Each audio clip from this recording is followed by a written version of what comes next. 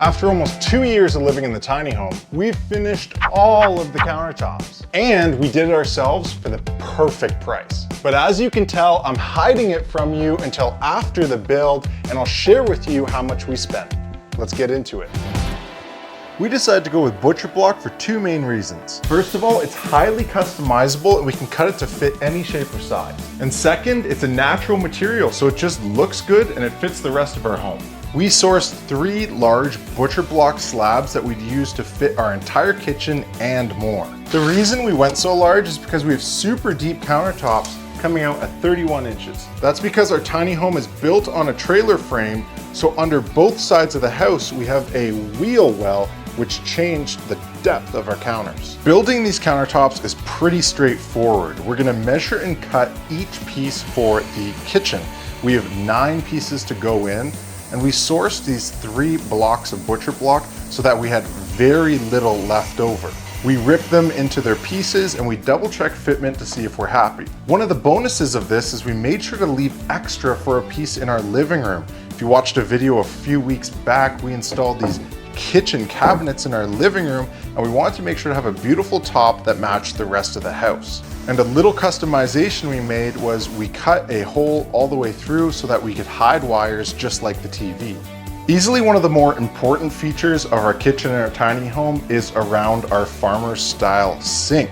Now, because these pieces aren't long enough to span the entire width of this countertop, I need to make a joint behind the sink, so I want to do this properly. For the past year, the sink has just been propped up using some shims, and I'm really excited to finish it off and actually make it look good. These 2 pieces that will meet behind the sink need to be jointed together. More on that later. I'm gonna cut out where the sink goes and double check my measurements to make sure it fits properly.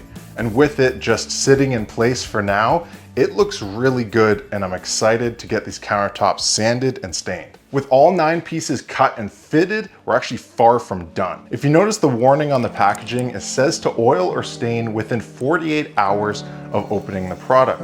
That's because you don't want the moisture to embed itself in the wood. We went with something called tung oil. The reason we did this is because it's food grade and safe to eat off of and to be handling. Stain technically isn't. Although we use stain in different parts of our house, we don't want that on our countertops. So to prep for the oil, we're going to sand at 80 and then 220 grit sandpaper on all sides and making sure everything is smooth. And honestly, I'm really happy with the tung oil. It really brings out the grain and darkens the Butcherblock quite a lot in a natural way. The problem with the tung oil is there's a long curing process, and I spent 4 nights oiling and oiling and oiling all 9 of these pieces. But we're at the end of 2 weeks of curing, and I think we're finally ready to install.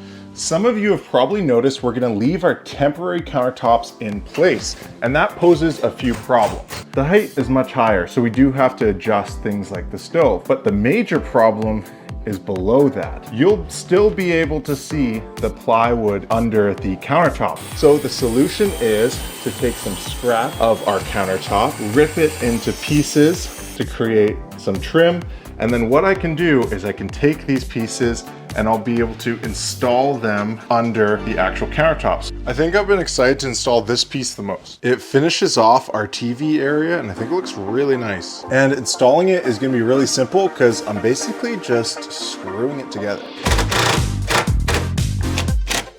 And for here, that's more than enough. It's finally done. Do you like it? Next is 3 really easy pieces. There's the piece next to the fireplace. There's the island piece, as well as the one next to the door. What's nice is they're the same height, they match up. The island, as you guys know, can roll around and out, so it gives us some extra counter space this way. The island is just as simple.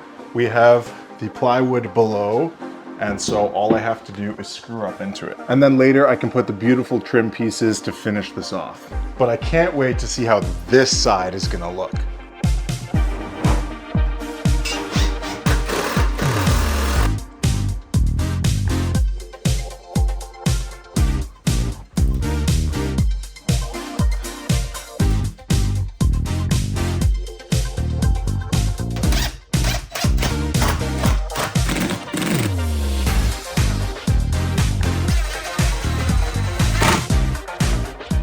Next is the panel over the dishwasher. But in order to install it, I need to not only remove the dishwasher, but also fix something. Because when you're standing next to the fridge, you'll see the actual original plywood. I need to cut this out for trim.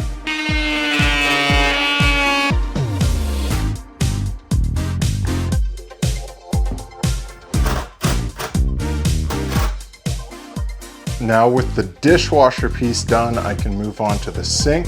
But first, I need to remove the sink, all the plumbing, as well as the drawer.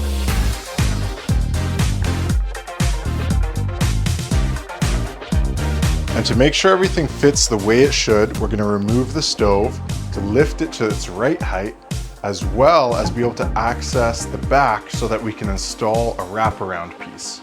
Now, because we had to do 2 pieces across here, we decided to do it behind the sink, but although that's a pretty close gap, I'd like to see if I can get it smaller, so I'm gonna try something. I'm gonna sand down the lower edge, hoping that I can taper it so that the upper edge can reach forward more. Now to get the actual countertop to join the other one properly and hold, I'm actually gonna use a biscuit joiner. This tool basically lets me plunge into the wood in order to cut a space for the biscuit to go in. And of course, I have to do the same to the other one. Now let's see if I did it right. I'm just realizing that I have a biscuit right where I'm probably gonna put the faucet coming out of the sink. So I think I should actually move it over and have it closer to the edge. So it's time to do it again. So now that the biscuits are ready, I'm going to glue them, put them each in their slot. I'll sandwich the 2 boards together. Sadie, stop whining. And then I will screw from the underside so that both these boards can't move, and I'll let that dry overnight. With the wood filler dried overnight, I can now drill out the hole for the faucet. And then what I'll be able to do is sand it down after and make sure it looks nice. Here's me crossing my fingers that the wood filler looks okay.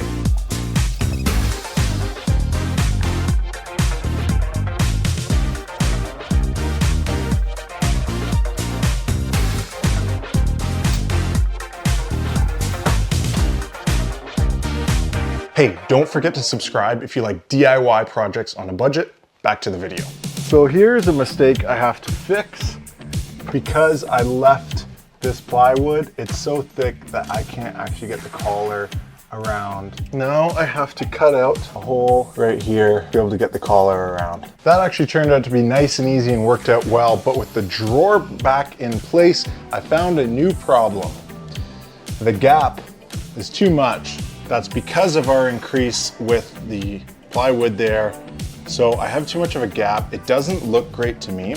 So I do have a future fix where I'm gonna take, say, another drawer face like this in this width, and I'll rip that much off of it and I'll nail it right there with a similar gap, and it'll be fixed in place covering that, but still allow the drawer to come in and out. That's for your future David to worry about. Right now, I am going to nail in the trim to finish this all off beautifully. So luckily, I have all the pieces pretty much ready.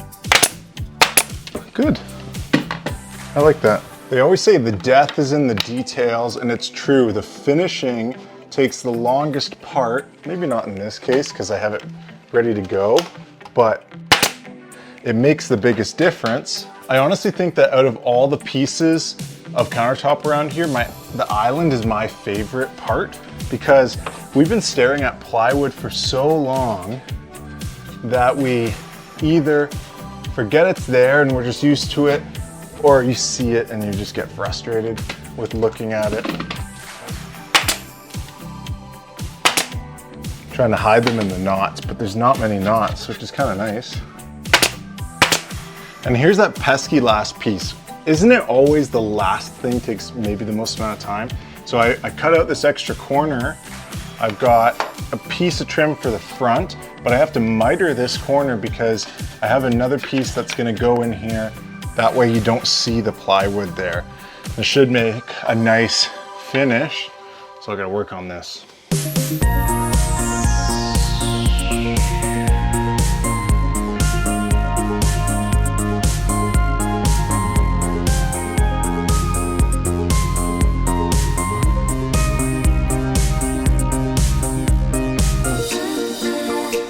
All right, it is complete and I'm so happy with how it turned out.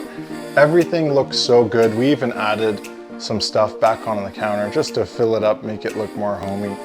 But I think it really turned out great.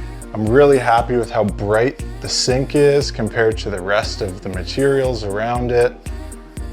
I don't think I could be happier. We'll get to the price in just a second, but I want to mention some cool things we got out of it. We actually had quite a bit of cutoff that we could use, and we decided to make a cutting board out of some of that cutoff. It's just as oiled up and works really well. Another great feature is because we have such deep counters and the stove had to come out to match, we were able to put an extra piece at the back there, which can hold some of our cooking oils and other things and frees up some cabinet space as well. The joint behind the sink turned out better than I thought. The actual filler worked really well. It's not too light, it's not too dark. And although it's not matching, I didn't really care about any of that. I just want to make sure no water could penetrate down, and it won't be able to. I do have to oil this section for a few more days just to make sure that it's completely resistant to water. But I'm actually really happy with how that joint turned out. And choosing to put it behind the faucet and the center of the sink worked out well to kind of hide it from your eye. The trims under each of the countertop turned out great as well. I think it looks really good. It looks like a solid piece and it looks extra thick and beefy. Everywhere where it goes looks good in my opinion, and especially at this corner spot that we worked on so that you couldn't see the plywood under. I think the oiling worked out great as well. Rather than a stain, it still brings out the dark texture of the wood and pulls the grain out. The only problem I foresee with this particular wood is it's called acacia, which is basically a word for a bunch of domestic woods from South America, I believe. And they're not necessarily hardwoods either. They are quite a bit of a softwood. So I foresee that we will get a bunch of dings and scratches, but you know what? We're just gonna have to be okay with that. It's a working kitchen, it's where we live, it's where we spend a lot of our time. We're gonna have to be okay with that. That's why we chose a distressed floor, because we knew it would get scratched and dinged, and that's worked out well. We don't see any of those damages. But for the countertops, just gonna have to get used to it. It's just a part of life, but I'm really happy with how the oil turned out on them. And I think I'll oil them like once a year or so just to keep them from resisting water and looking good. And of course, we can't forget the living room, which got its very own top as well. We love this. It looks really good. It adds some nice color to the viewing area where we're sitting. It's gonna be hardy, it's gonna work out. I don't foresee any problems with the heat coming across here, but that's remained to be seen.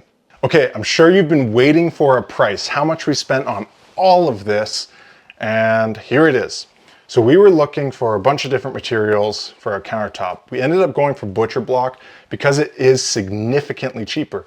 If we did quartz for this, we'd be in the $3,000 to $5,000 range, and it's very difficult for us to do it ourselves. The tiny home, the whole point of it is DIY, especially on a budget.